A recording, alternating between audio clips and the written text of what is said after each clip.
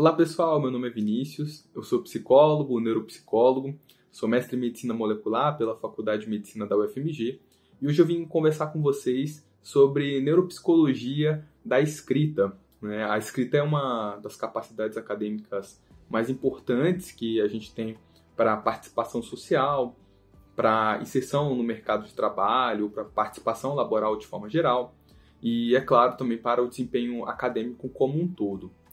Por causa disso, é muito importante que nós, profissionais da saúde, da educação, que nós entendamos como ela funciona e estejamos por dentro tanto dos modelos cognitivos e neuropsicológicos mais recentes, como também saibamos quais são as ferramentas utilizadas para avaliação e para intervenção nessa área.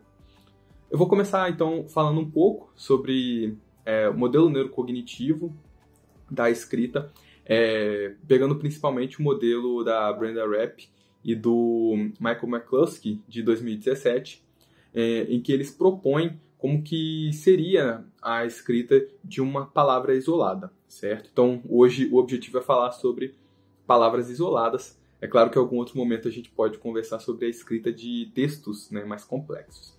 Bom, para escrever uma palavra isolada, suponha que então a gente está fazendo uma tarefa de ditado. O que a gente vai ter é uma primeira representação de um léxico fonológico, ou seja, você vai ter acesso à informação verbal que foi passada para você, e a partir da informação verbal, do léxico fonológico, você vai ter acesso também ao léxico semântico, a representação semântica dessa palavra. Ou seja, você tem acesso ao significado dessa palavra. Para aqueles que já foram alfabetizados, a gente vai ter um terceiro acesso, que é o acesso ao léxico ortográfico. O que quer dizer que, se você já teve contato com essa palavra algumas vezes, você sabe quais são as letras que compõem essa palavra e quais são a ordem, e qual é a ordem dessas letras que compõem a palavra, certo?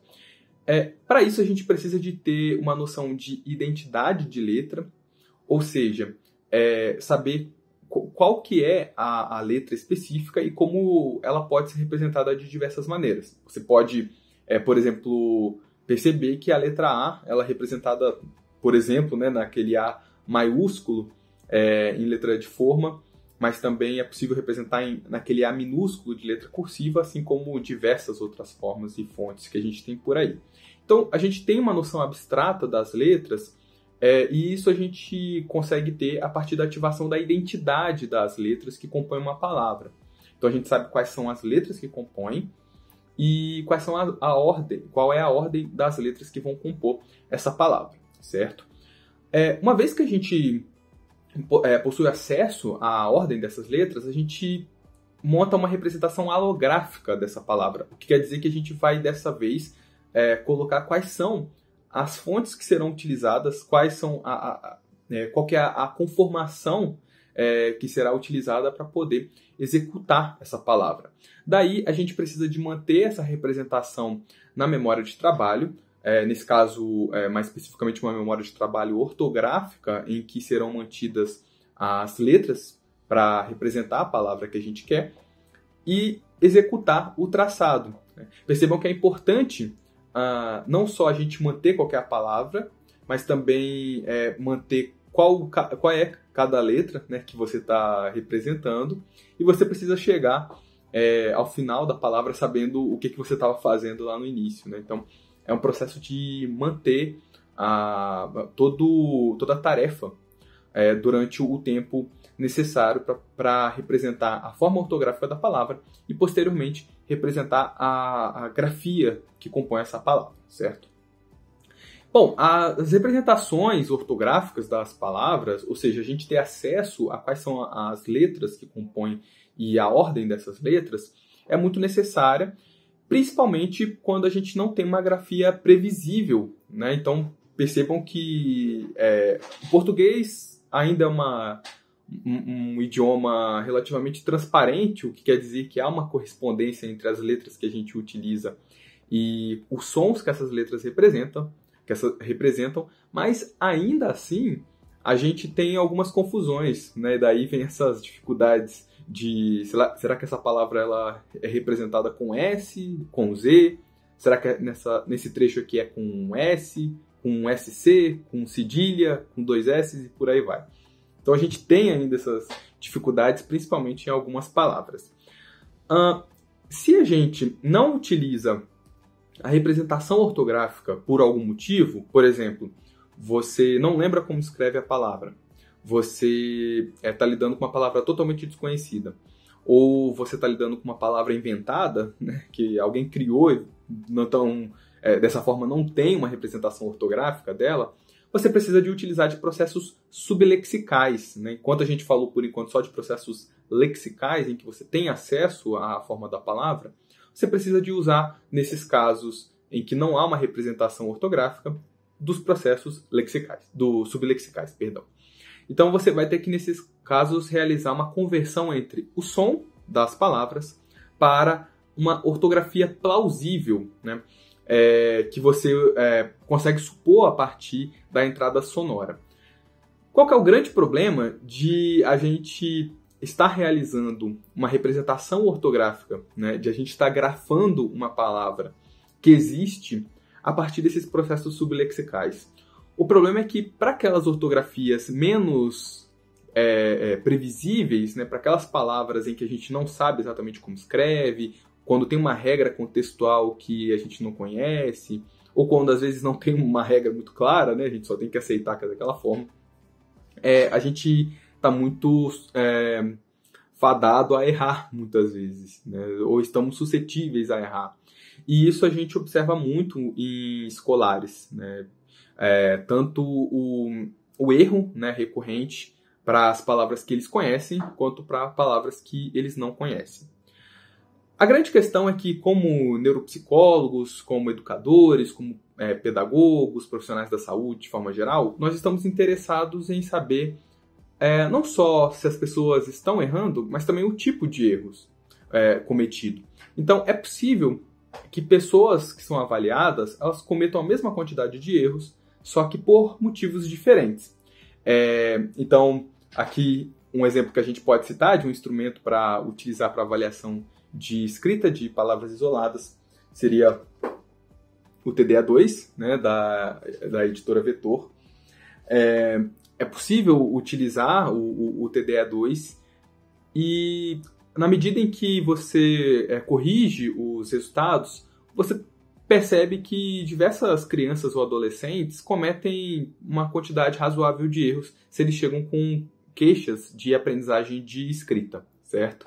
Então, é possível que pessoas com diferentes perfis cometam o mesmo erro, a mesma quantidade de erros na escrita. Então, como é que a gente sabe, como é que a gente distingue exatamente quais que são as dificuldades? Já que pessoas com dificuldades diferentes, elas podem cometer a mesma quantidade de erros. Para isso, a gente precisa de realizar análises qualitativas desses erros, ou seja, não só verificar quais palavras as crianças e adolescentes, nesse exemplo, né, do TDA2, mas a gente pode realizar isso com outros instrumentos, com outras pessoas. Não só verificar quais palavras foram escritas erradas, mas também de que forma elas foram escritas de maneira errada, certo? E é aí que vem a importância da análise qualitativa. E uma das propostas do instrumento do TDA2 é justamente essa. E aqui a gente tem, então, uma outra parte, né, um outro volume que compõe o TDA2, que seria para avaliação qualitativa dos erros. A partir disso, né, e consultando o manual, a gente consegue identificar quais são os erros que a criança comete. Por exemplo, um tipo de erro surdo-sonoro pode ser cometido por uma criança, mas não por outra. O surdo-sonoro seria aquele de confundir uma letra que produz a vibração das cordas vocais, enquanto outra não produz, né? Por exemplo, as labiodentais, né, as consoantes labiodentais V e F, enquanto uma tem o som de e aí vibra, né, as cordas vocais, a outra tem o som de e aí não vibra. E algumas crianças fazem esse tipo de confusão. Daí não conseguem distinguir se é com V ou com F, e por isso acabam errando a escrita. Um outro erro possível seria um erro de acentuação, completamente diferente desse, e muitas vezes por não saber quais são as regras de acentuação.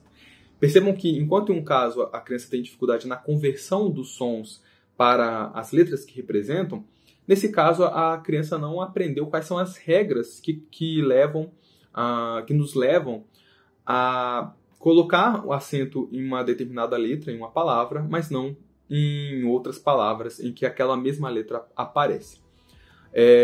Existem outros tipos de erros, né? A nasalização e a substituição de letras, enfim, a quantidade é bem diversa, mas a mensagem mais importante é que, compreendendo então a complexidade do modelo, compreendendo que a gente realiza diversas representações cognitivas para poder escrever uma única palavra, a gente consegue também identificar em qual etapa, muito possivelmente, a criança está tendo um problema, se é na hora de fazer o traçado, é na hora de imaginar quais são as letras que compõem, é na hora, às vezes, de manter qual é o som daquela palavra, né? Você fala a palavra, a criança já esquece, né? 2 segundos depois que você falou. Em qual etapa que a criança está tendo problema, ou o adolescente, ou o nosso avaliando? E mais do que isso, qual o tipo de erro que essa pessoa está cometendo? Com essas perguntas, né, com esse olhar clínico, a gente consegue não só descrever melhor os quadros que a gente atende, mas a gente também consegue auxiliar em diagnósticos, por exemplo, no diagnóstico de disgrafia, né, no transtorno específico da aprendizagem da escrita, e, é claro, direcionar a intervenção de uma maneira mais assertiva, uma vez que a gente já sabe quais são os tipos de erros que o escolar comete, tá certo? Eu espero que tenha ficado claro para vocês qual é a importância de a gente considerar os aspectos neuropsicológicos, os modelos, e também de fazer uma análise tanto quantitativa, ou seja, da quantidade de erros, quanto também qualitativa.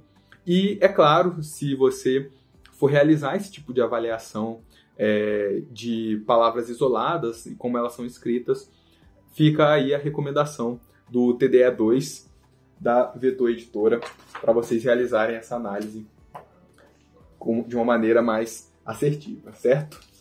E é isso, muito obrigado pela atenção e nos vemos em uma próxima. Até mais!